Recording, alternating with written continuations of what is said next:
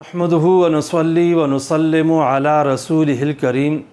14 अगस्त को हमारे यहाँ जश्न आज़ादी मनाया जाता है। बहुत सारे लोग ये पूछते भी हैं कि जश्न आज़ादी मनाना दुरुस्त है या नहीं। ख़ास तौर पर हमारे मुल्क में बाज़ मदारिस में भी इस तरह तक़रीबात मुनक़िद होती हैं और बाज़ हज़रात को इस बारे में शुकूक व शुबहात पेश आते रहते हैं। तो शरई लिहाज से इस तरह 14 अगस्त को जश्न आज़ादी मनाने में कोई हरज की बात नहीं है, अलबत्ता इसकी बहुत सारी शराइत हैं।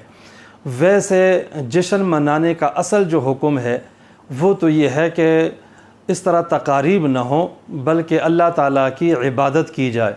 चुनांचे सूरह नसर में अल्लाह ताला ने यही बयान फरमाया है, इज़ा जाअ नस्रुल्लाहि वल फ़त्ह, मक्का फ़तह हुआ, अल्लाह की तरफ नुसरत आ गई तो हुक्म ये था फ़सब्बिह बिहम्दि रब्बिका वस्तग़फ़िर, अल्लाह ताला से तौबा इस्तिग़फ़ार किया जाए और अल्लाह ताला की हम्द व सना बयान की जाए। तो असल खुशी तो यही है, लेकिन जो ज़ाहरी खुशी है उसके मनाने में भी कोई हरज की बात नहीं है।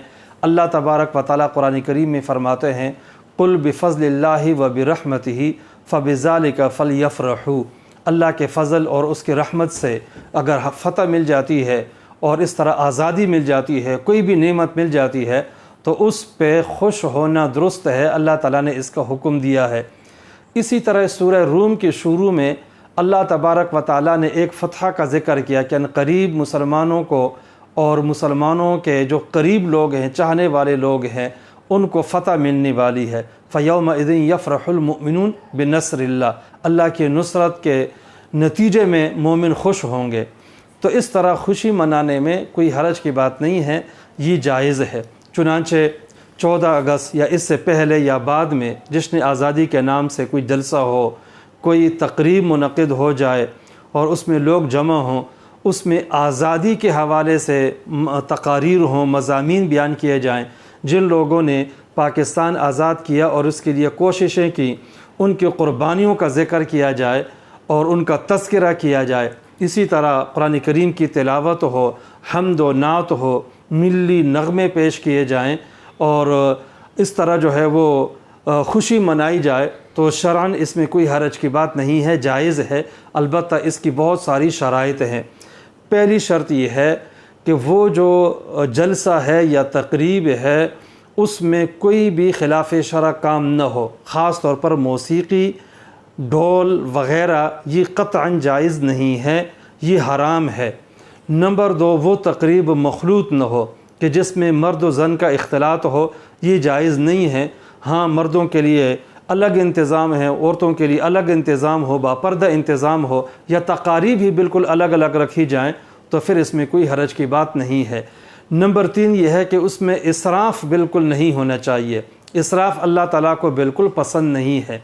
नंबर 4, वहाँ ज़ेबाइश और आराइश, ज़ेब ज़ीनत हद से ज़्यादा न हो, क्योंकि अगर हद से ज़्यादा हो तो ये भी इसराफ़ है और तब्ज़ीर है जो कि शरीयत में नापसंदीदा है।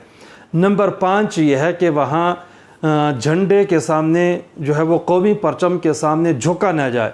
अगर झुकने की तक़रीब है तो शरअन ये बिल्कुल जायज़ नहीं है। नंबर 6, इस तरह ये भी ज़रूरी है कि हद के अंदर रहते हुए शरई हद के अंदर खुशी मनाई जाए। बहुत सारे मर्द और बच्चे, औरतें अपने जिस्मों पे बाज़ अवक़ात मुख्तलिफ़ डिज़ाइन परचम के बनाते हैं या बड़े लोगों की तस्वीरें जो वो जिस्म पे बना रहे होते हैं, तो ये क़त्अन जायज़ नहीं है, शरीयत की रूह से ये मना है। 7वीं शर्त यह है कि उस जलसे और तक़रीब में आतशबाज़ी न हो।